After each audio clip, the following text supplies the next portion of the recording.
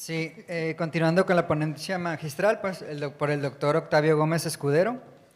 Bueno, él es especialista en medicina interna y gastroenterología con posgrado en motilidad gastrointestinal y es miembro de la Asociación Mexicana de Gastroenterología desde el 2004, presidente de la Asociación Mexicana de Gastroenterología.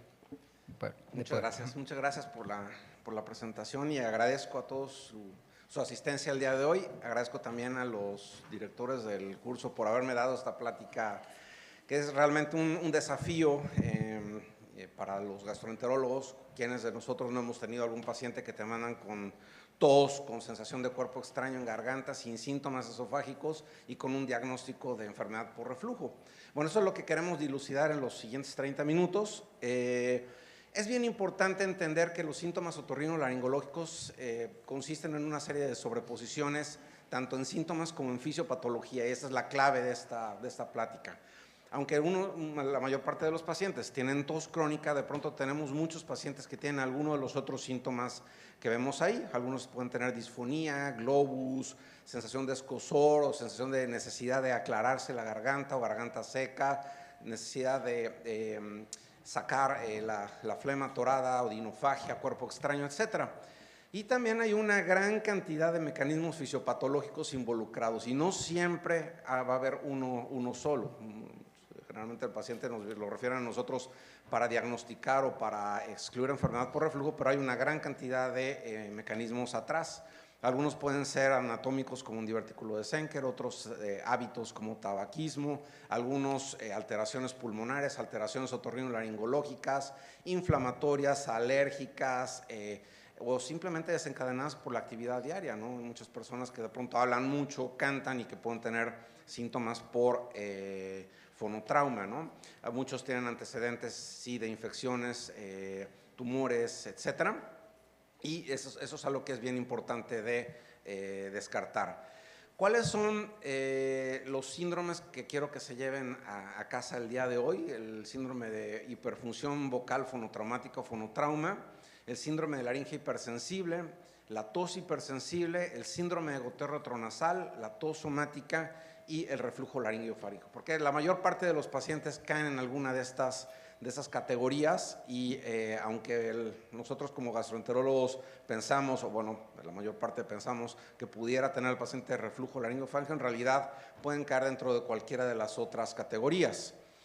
¿Qué tan común son estos síntomas? Pues bueno, tos crónica que se define por más de 8 semanas, tiene una prevalencia de 12%, al final del día entre 12 y 42 no tienen una causa estructural orgánica y en la mitad de los casos son refractarias. La prevalencia de disfonía es 7%, la de globus 22%, disfagia orofaringea 22%, de las disfagias orofaringeas 3% terminan siendo disfagias funcionales y el síndrome de laringe hipersensible, del cual hablaremos un poquito más tarde, constituye 75% de las causas de tos crónica y puede verse más comúnmente en pacientes que tienen alguna alteración de la sensibilidad en la laringe como parestesia laríngea. Entendamos el reflejo de tos crónica es uno de estos síndromes síntomas que vemos con más frecuencia y esto lo podemos entender de dos formas, como una descripción mecánica o como una regulación bioquímica. Como descripción mecánica se describe de esa forma, una inhalación debido a contracción del diafragma y a los músculos intercostales, seguido de una exhalación forzada, contracción del músculo traqueales para angostar el bronquio principal y la tráquea y finalmente esta liberación forzada súbita de aire desde el tracto respiratorio a través de la glotis una vez ya abierta. Pero desde el punto de vista bioquímico es mucho más compleja, ya que tenemos receptores periféricos, estos receptores periféricos están ubicados a lo largo de la laringe, todo el árbol traqueobronquial, la pleura, el esófago y están constituidos por quimioreceptores, por receptores de distensión, fibra C, etcétera. Tenemos un centro de la tos a nivel del sistema nervioso central en la médula oblongata. Tenemos musculatura efectora en la laringe, músculo liso bronquial, pero también tenemos aferentes y eferentes en el nervio vago, nervio frénico, el laringeo recurrente. Entonces, cualquier alteración en estas vías de transmisión hacia arriba o hacia abajo pueden hacer que el paciente tenga tos en algún momento. Entre los mecanismos periféricos de tos entendamos que puede haber receptores para bradicinina, para serotonina, para adenosina, puede haber receptores para mentol, para distensión, para quimiorreceptores, etcétera. Entonces, muchos de los estímulos a los cuales estamos acostumbrados a estar en contacto a lo largo del día, en ciertas personas pueden desencadenarles tos. Si tienen un reflejo menor, un umbral menor, que se llama alotusia, entonces pueden desencadenar tos. Y los mecanismos centrales pues son todos los que integran estas vías de transmisión a nivel del sistema nervioso central, cómo se procesa esa información de manera similar a lo que ocurriría en los trastornos del eje cerebro-intestino, que hay alteración en el procesamiento de dolor a nivel central. Aquí ocurre lo mismo con las vías de transmisión a través de, que vienen desde el árbol traqueobronquial. Y entonces pues tenemos todas estas mecanismos y todos estos receptores, y esto nos ayuda a entender un poquito más que los pacientes, y estoy poniendo de ejemplo tos crónica, no todos tienen las mismas causas, ni se activan los mismos receptores, ni las mismas vías de transmisión, y por ende no podemos esperar que respondan al tratamiento todos igual, ¿no? O sea, y este es parte del fundamento por el cual ciertos medicamentos que actúen sobre alguna vía, ciertos neuromoduladores que actúen sobre otra, pueden ser de mucha utilidad en tos crónica. Esta diapo me gusta mucho, son todos los factores desencadenantes posibles de tos, desde la actividad humana normal, reírse, hablar, oler perfumes, estimularse el oído, exposición de la vía aérea a un sinnúmero de agentes, incluyendo cuestiones de limpieza, del ambiente, contaminantes, cualquier evento respiratorio, incluyendo desde luego reflujo, infecciones, enfermedades inflamatorias crónicas de la vía aérea predisponentes, o sea, que pongan en un mayor riesgo a la persona, pero en algunas ocasiones puede haber ausencia de factores desencadenantes. Y entonces, pues vamos a tener la activación de esta vía aérea, de esta vía aferente, de la vía central, de la eferente, pero todos tenemos un umbral o plasticidad diferente, que es lo que nos va a hacer que algunas personas tengamos o no tos o síntomas laringofaringeos. Y el efecto al final del día va a ser una urgencia para toser, una urgencia para carraspear, la sensación de cuerpo extraño, que esto puede ser involuntario o puede ser voluntario. Siempre es importante en la historia clínica pues descartar medicamentos, y esta es una lista de los que más comúnmente ocasionan tos. Algunos de los que tenemos más en mente son los inhibidores de la enzima convertidora angiotensina para tratamiento de hipertensión arterial, pero todos los que están en la tabla del lado izquierdo pueden desencadenar tos. Hemos aprendido, a lo largo del día se ha hablado de este tema, el doctor Remes en algún momento habló de la dispepsia post-COVID.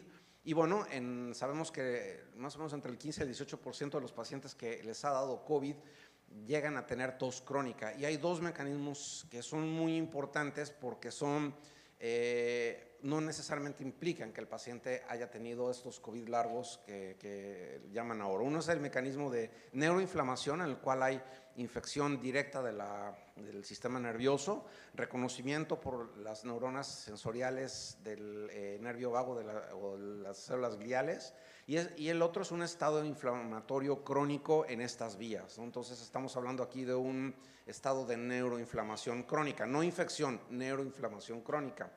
El segundo mecanismo es una disregulación neuroinmune, y es algo parecido a lo que ocurriría en síndrome encino irritable, que es este mecanismo en el cual hay inflamación de bajo grado cerca de las terminaciones nerviosas, hay liberación de ciertos mediadores de inflamación, hay una vía de transmisión que es anormal, activación y sensibilización de ciertas terminaciones nerviosas, pero hay una disregulación en la forma como se liberan, cómo se llegan al sistema nervioso central o cómo se procesan. Entonces, muchos de los pacientes tienen una combinación de alteraciones de inflamación neuronal y activación de algunos receptores que no tendrían que ser desencadenados o estimulados. Ahora, el otro punto importante, antes de pasar a las entidades como tal, es cuál es el papel de la laringe. La laringe es una estructura que tiene una ubicación muy particular, está en la entrada de la vía aérea, pero también está junto a los senos piriformes. Tiene 3 porciones, superior, media e inferior. Tiene diferentes tipos de inervación, tiene una inervación sensorial y una inervación motora, y sus funciones principales son respiración, deglución, fonación y tos. Y vean esto, tiene receptores para presión, temperatura, quimiorreceptores, y estos varían en la distribución en los patrones de adaptación y por ende pues pueden ser estimulados de diferentes formas, estímulos mecánicos, químicos y térmicos, y la consecuencia de esta estimulación pues va a ser abducción o aducción de la laringe, expiración, que se cierre o que haya un reflejo y el paciente desencadene tos. Entonces podemos empezar a pensar que también puede haber tos crónica por problemas laringios, y aunque no siempre es el síndrome de laringe hipersensible, vean cualquier infección, inflamación por algunas otras razones, desde luego que reflujo laringofaringeo, trastornos estructurales que afecten en forma contigua la laringe y tos psicógena pueden ocasionar tos crónica desde el punto de vista de la laringe. Nos hablan mucho los otorrinolaringólogos de fonotrauma. Fonotrauma es un trauma del tejido vocal que está asociado con una fuerza física mayor de sobreuso de la voz.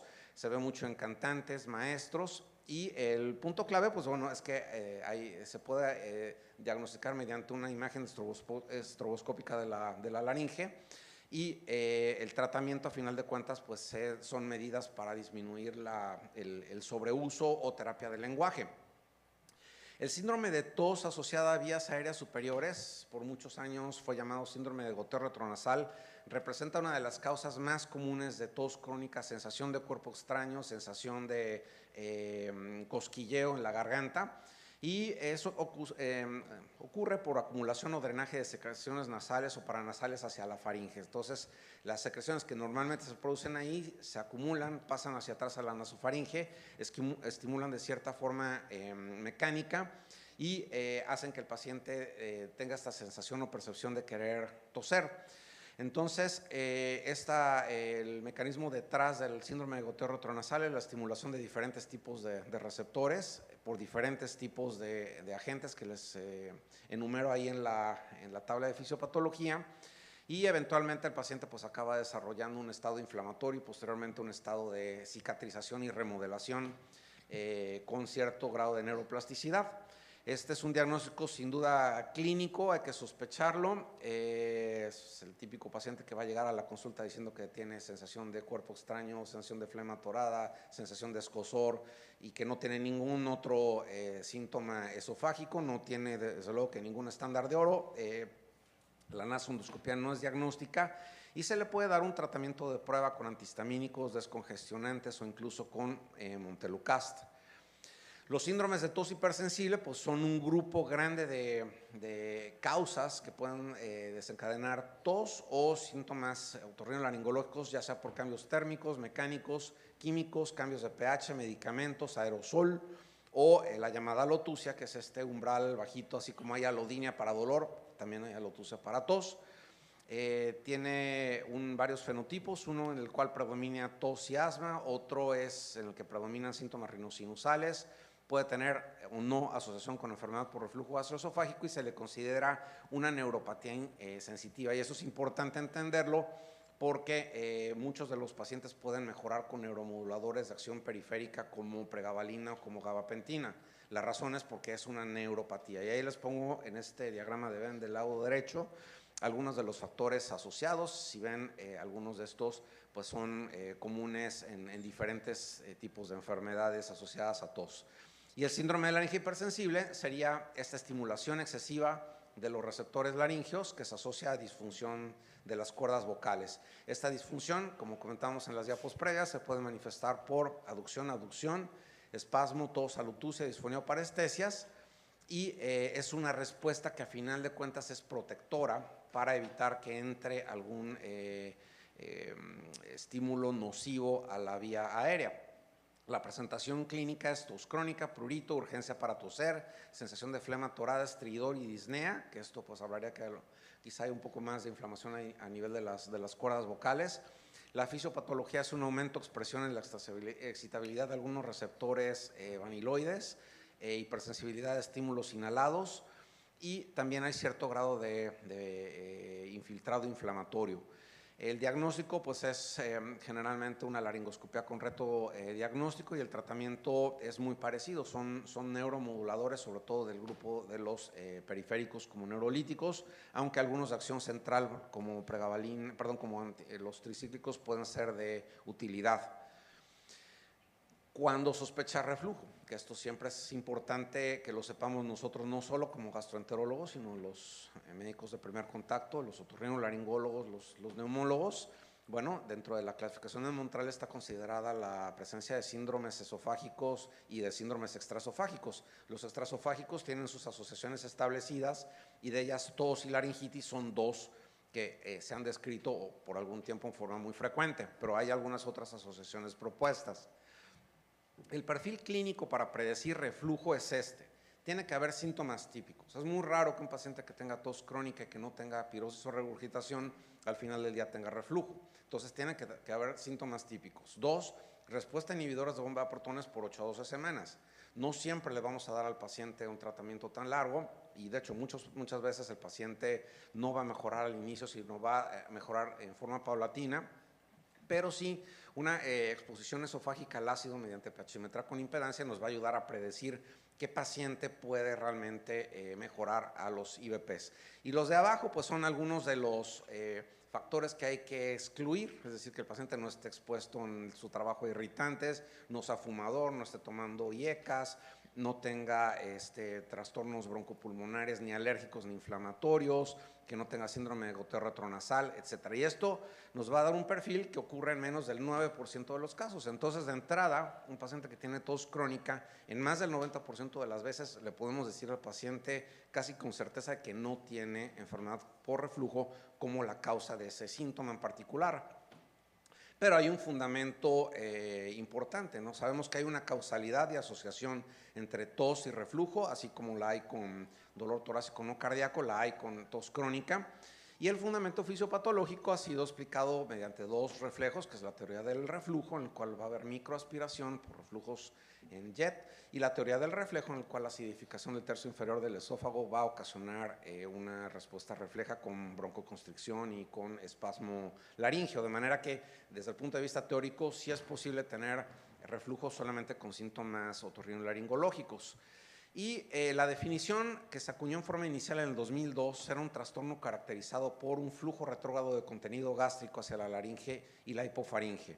Los primeros estudios demostraban unas prevalencias bastante altas, sin embargo, ahora sabemos, y eso obviamente drenó en mucha gente que muchos pacientes podrían realmente tener reflujo como causa de sus síntomas otorrinolaringológicos en forma aislada.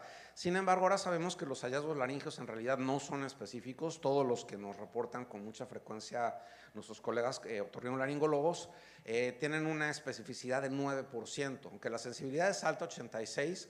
La precisión diagnóstica es de apenas 44% cuando se compara con el estándar de oro, que es la pH-metría con impedancia, y la presencia de esos hallazgos no predicen la respuesta a un inhibidor de bomba de protones. Ahora, ¿cómo establecer la asociación? Bueno, la podemos establecer con una pH-metría con impedancia. Ahí les puse en la parte de abajo un par de ejemplos de un paciente que tiene un episodio de reflujo seguido de tos y un paciente que tiene tos seguido de reflujo.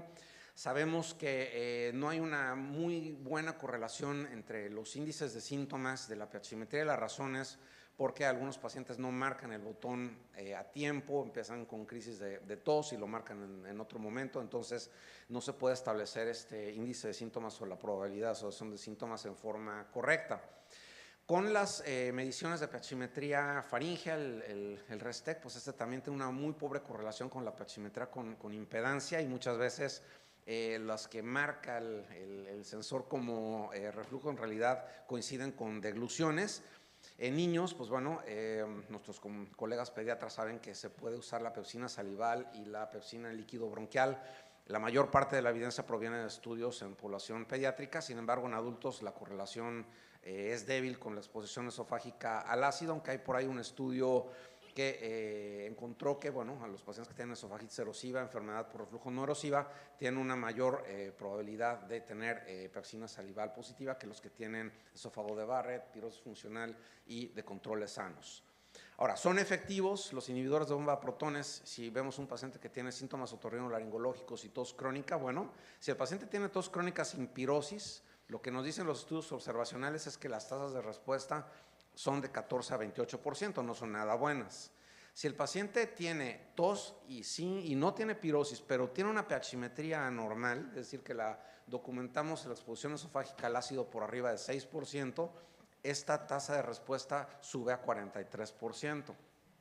Si el paciente tiene tos crónica y tiene además pirosis, entonces va a tener casi tres veces mayor probabilidad de mejorar que el paciente que no tiene síntomas esofágicos.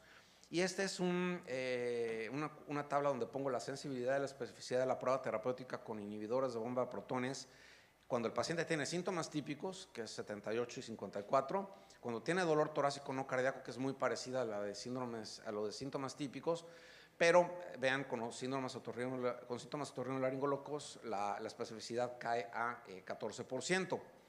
En el 2016, el doctor Peter Carilas publicó esta guía del CHEST, revisaron 14 estudios y encontraron que la prevalencia era muy variable de reflujo en tos crónica de 2 a 86%, pero nuevamente los mismos mensajes que las diapos anteriores. El paciente que tiene síntomas típicos, exposición esofágica al ácido anormal y reflujos ácidos menores son los que mejoran con el tratamiento, y ese tratamiento puede, en estos casos donde ya tenemos confirmado el diagnóstico, continuarse hasta 12 semanas.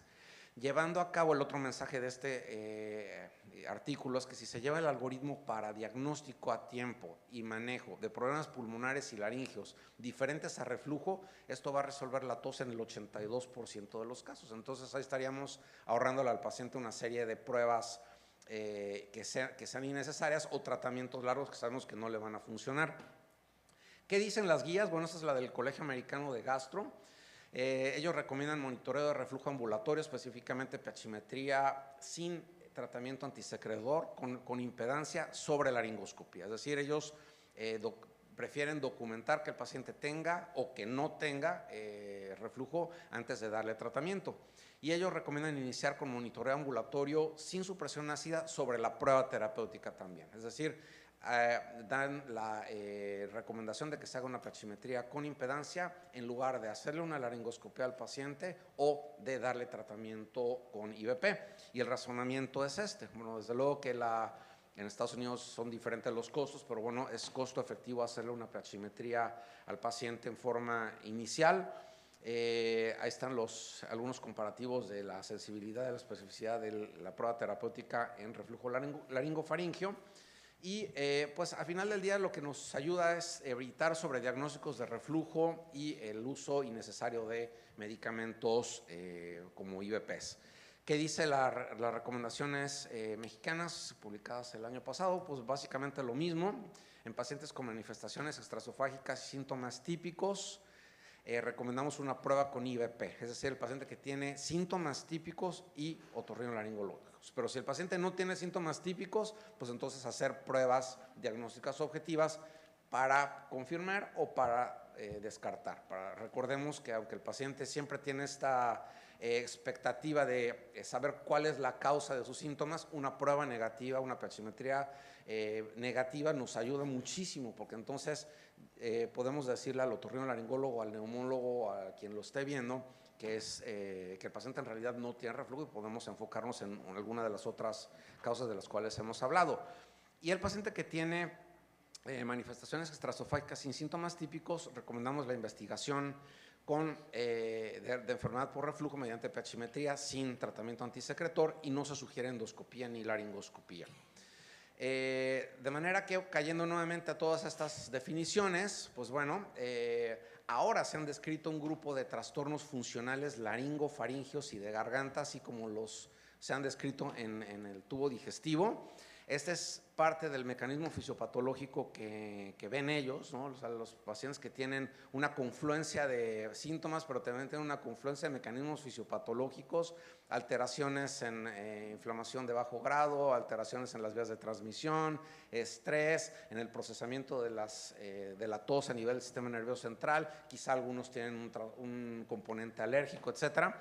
Pero muchos de estos pacientes acaban teniendo un trastorno realmente funcional, y ahora se han acuñado algunos términos nuevos, por ejemplo, la presencia de síntomas otorrinolaringológicos relacionados a disrupción fisiológica de la función habitual y con presentaciones clínicas variables sin enfermedad estructural, pueden tener alteraciones motoras, sensitivas, reflejas, disfunción neuroinmune. Si les suena parecido es porque, bueno, en síndrome de intestino irritable, de muchos de estos trastornos de ahora llamados del eje cerebro-intestino, en realidad tienen las mismas alteraciones, nada más que en el tubo digestivo. Y entonces se ha acuñado este término ahora de síndrome de garganta irritable, y que de hecho ya tiene criterios diagnósticos, ¿no? El paciente puede tener uno o más de los siguientes síntomas inexplicables, como tos, disfonía, globus, todas las síntomas que hemos hablado en los pasados minutos, al menos un día a la semana, por lo menos durante 12 semanas, no asociado a enfermedades estructurales, con una nasoendoscopía normal.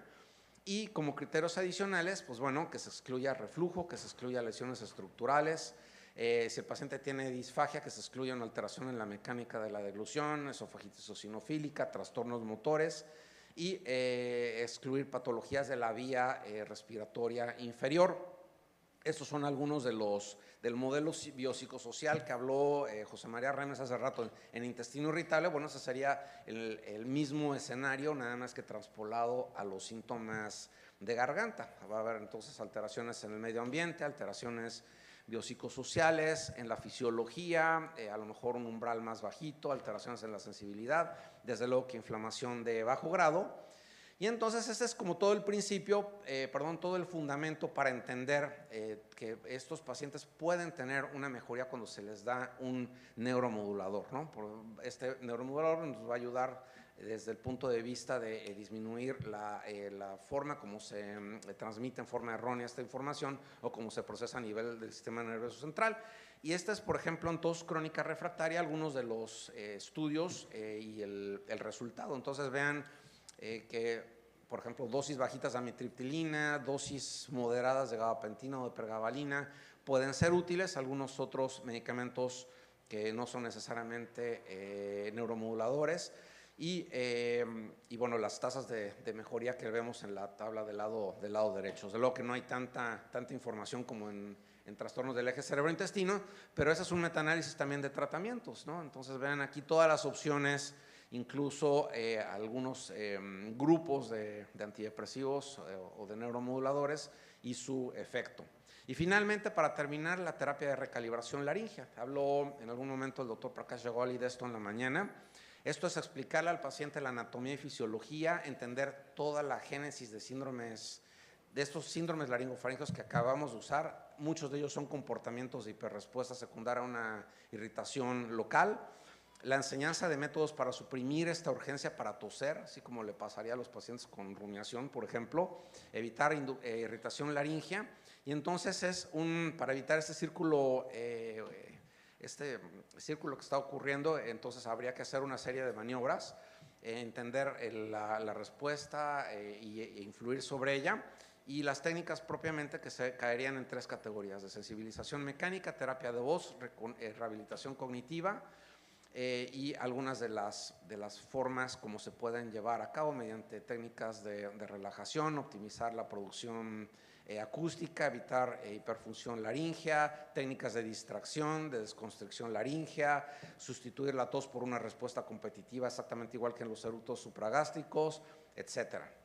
Y quiero que se lleven este mensaje: los síndromes laringofaringeos crónicos pueden tener todos estos mecanismos fisiopatológicos y cada uno de ellos pues va a tener diferentes tratamientos. Entonces, quiero que piensen un poquito fuera de la caja. No todo cae del lado de la evidencia objetiva de reflujo y hay que darles IVP o ahora PICAP, sino hay que ver todo el otro lado del algoritmo y todas las otras opciones que tenemos.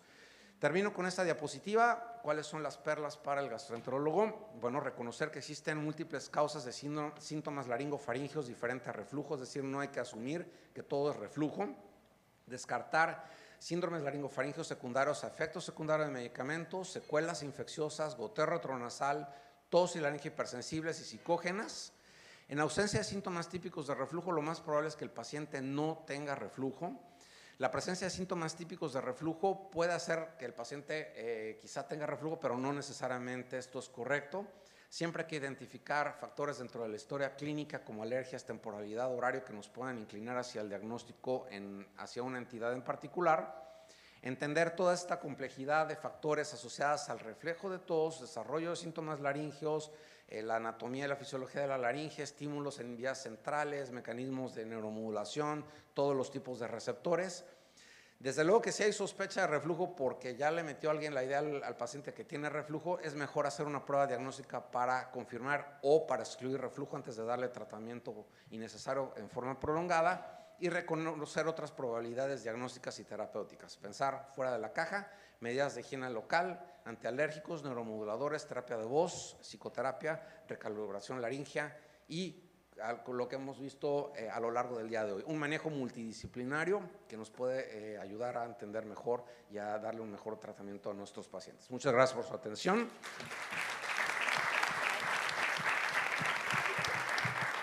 Y los invitamos a pasar a las 2 comidas que tenemos, una en el restaurante Riviera Pacífico aquí abajo, patrocinada por Laboratorio M8, y en la terraza en el 7º piso del hotel, patrocinada por el Laboratorio Takeda, y nos vemos 4:30 para el último módulo. Muchas gracias. Perfecto. Excelente, doctor.